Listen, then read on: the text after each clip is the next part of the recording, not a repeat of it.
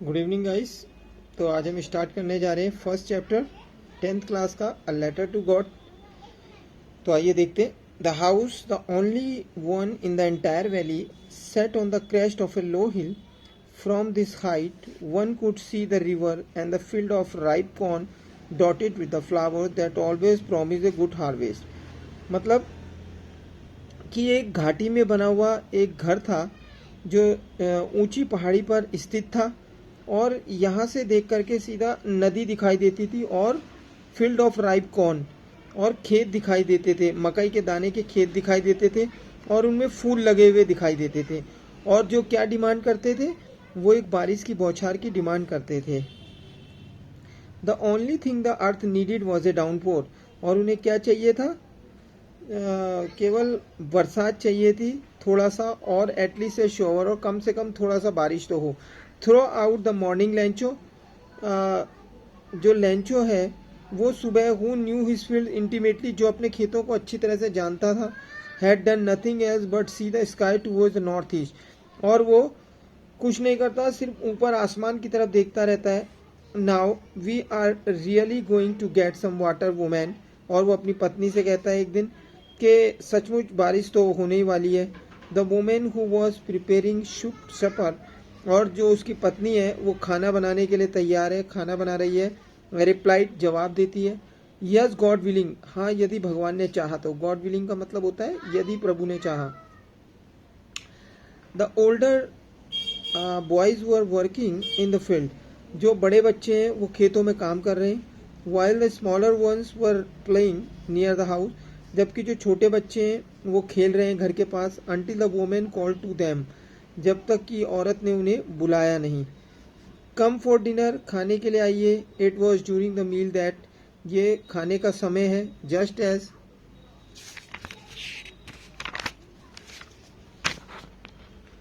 Lencho had predicted. और Lencho ने prediction की है, एक भविष्यवाणी की है। प्रेडिक्शन मतलब भविष्यवाणी। Big drops of rain began to fall. अब बड़े बड़े जो ड्रॉप्स हैं, बारिश की बूंदे, वो पड़ने शुरू हो गए हैं। In the north east huge mountains of cloud could be seen approaching. और नॉर्थ ईस्ट की तरफ बड़े बड़े हुज मतलब विशाल, बड़े बड़े माउंटेन्स जैसे जो क्लाउड हैं वो दिखाई दे रहे हैं, पास आते दिख रहे हैं। अप्रोचिंग मतलब पास आते हुए दिखाई दे रहे हैं। द एयर वॉज फ्रेश, और जो हवा थी वो फ्रेश थी, एंड स्वीट, और अच्छी थी। The man went out for no other reason than to have the pleasure of feeling the rain on his body. अब जो लेंचो है वो भी बाहर आ गया। किस लिए बाहर आया? अपने शरीर में बारिश की बौछारों को फील करने के लिए, बूंदों को फील करने के लिए। And when he return he exclaimed, और जब वह लौटा तो वह चिल्लाया, these are not rain drops falling from the sky. ये रेन ड्रॉप्स नहीं है जो आसमान से टपक रहे हैं, गिर रहे हैं। They are now new coins, ये नए सिक्के हैं। The big drops are 10 cent pieces. जो बड़े बड़े सिक्के हैं वो क्या है? 10 पीसीज के हैं। और द लिटिल वंस आर 5, और छोटे सिक्के 5 के हैं। With a satisfy expression he regarded the field of ripe corn with इस फ्लावर। और उसने अपनी संतुष्ट निगाहों से सब जगह देखा, जितने भी पके हुए फ्लावर थे या वहाँ पर जो खेत थे उन्हें देखा। Draped in a curtain of rain, और सब जगह बारिश ही बारिश थी। But suddenly a strong wind began to blow, और अचानक से एक तेज हवा चलने लगी। And along with the rain very large hailstone began, और हवा के साथ साथ बड़े बड़े ओले भी पड़ने लगे।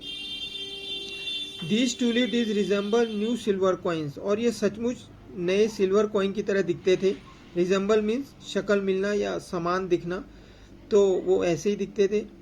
The boys exposing themselves to the rain, बच्चे भी बारिश में आ गए नहाने के लिए। Ran out to the collect the frozen falls, और जो ओले होते हैं ना, बारिश में जो ओले पड़ते हैं उन्हें इकट्ठा करने हम बाहर चले जाते हैं, तो इसी तरह वो बच्चे भी आ गए उन्हें कलेक्ट करने। It is really getting bad now, और सचमुच ये बुरा है। एक्सक्लेम द मैन, मैन चिल्लाया कि ये क्या हुआ? I hope it passes quickly, मैं ये आशा करता हूँ ये सब जल्दी हो जाएगा। It did not pass quickly, लेकिन ऐसा हुआ नहीं। 4 an hour the half 4 an hour the hail rained on the house, कम से कम आधे घंटे तक जो ओले हैं वो पड़ते रहे घर पर। The garden, hillside, the cornfield on the whole valley, पूरी होली पर ये जो ओले वो पड़ते रहे। द फील्ड वॉज वाइट, पूरा जो फील्ड था वो सफ़ेद हो गया। As if covered with salt, जैसो कि मानो सॉल्ट से कवर हो। Not a leaf remained on the trees, एक भी पत्ती पेड़ पर नहीं बची थी। The corn was totally destroyed, और जो कॉर्न थे वो पूरी तरह से डिस्ट्रॉयड हो चुके थे। The flowers were gone from the plants, अब सारे फ्लावर झड़ चुके थे प्लांट से। Lencho soul was filled with sadness, और लेंचो का जो हृदय है वो उदासी से भर गया था। When the storm had passed, जब तूफान चला गया। He stood in the middle of the field, वो फील्ड के मिडल में खड़ा हुआ। And said to his sons, और उसने अपने बेटों से कहा, a plague of locust would have left more than this, अगर एक टिड्डी का दल हमारे खेत में आता तो वो इससे ज्यादा छोड़ जाता जो ओलों ने नुकसान किया है बेटा। The hell has left nothing, लेकिन इस बारिश ने और इस ओलों ने तो कुछ भी नहीं छोड़ा। This year we will have no corn, इस साल हमारे पास बिल्कुल भी कॉर्न नहीं होंगे। That night was a sorrowful one, ये नाइट एक दुख की रात है। All our work for nothing, हमने कुछ भी नहीं पाया। There is no one who can help us, यहाँ कोई नहीं है जो हमारी मदद कर सके। We will all go hungry this year, और इस साल तो हम भूखे ही रहेंगे। But in the hearts of all who lived in the solitary house in the middle of the valley, there was a single hope held from God. लेकिन यहाँ भी उसको जो आशा थी वो ये थी कि भगवान से मदद की आशा बाकी थी, बची हुई थी। Don't be so upset, इतने अपसेट मत होइए। Even though this seems like a total loss, लेकिन ये पूरी तरह से लॉस लगता है। Remember, no one dies of hunger, आज तक भूख से कोई नहीं मरा। That is what they say, ये एक कहावत है। No one dies of hunger all through the night, पूरी रात Lencho thought only of his one hope, Lencho अपनी एक उस होप के बारे में सोचता रहा।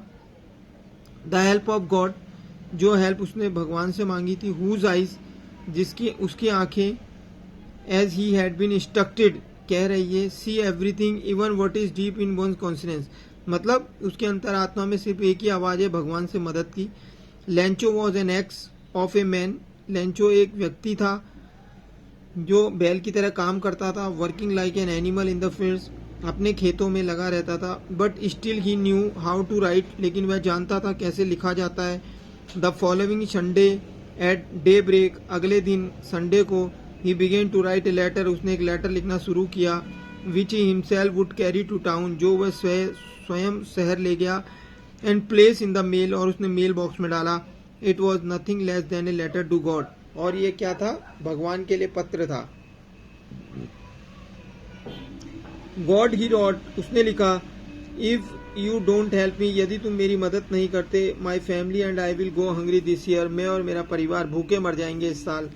आई need 100 pieces in order to sow my field again, और मुझे अपने खेतों को दोबारा से करने में इतना पैसा लगेगा, 100 पीसेस की जरूरत है।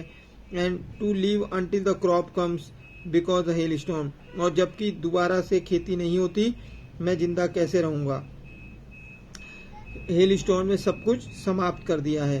ही रोट टू गॉड, उसने भगवान को लिखा।